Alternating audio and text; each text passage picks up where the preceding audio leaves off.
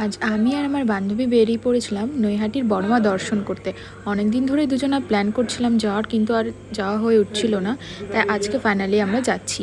আর গিয়েই আমরা ফার্স্টে ওখান থেকে বাটা কিনে নিয়েছি, আর দুজনে এবার যাব লাইনে দাঁড়াতে। আর লাইনটা এতই বড় ছিল, দেখো আমরা দাঁড়ানোর সাথে সাথে পেছনে আরও কত লোকজন জড়ো হয়ে গিয়েছে।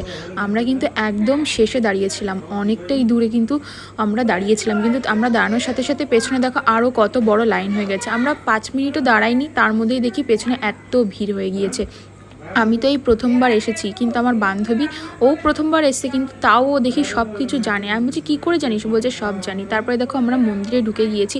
আর ওই অত ভিড়ের মধ্যে আমি সামনে থেকে কোনো ভিডিও ক্লিপ নিতে পারিনি, আর ওখানে ভিডিও করতেও বারণ করছিল, ছবি তুলতে বারণ করছিল। তারপরে দেখো পুজো দিয়ে বেরিয়ে আমরা একদম বৃষ্টির মধ্যে ফেসে গিয়েছিলাম। আমার তো মানে আমি তো পুরো ভিজেই গিয়েছিলাম, আর ওর মাথায় ছাতা ছিল, তাও ভিজে গিয়েছিল। আর এই দেখো কত ঝমঝমিয়ে পুরো বৃষ্টি হচ্ছে। তারপর আমার বান্ধবী আমাকে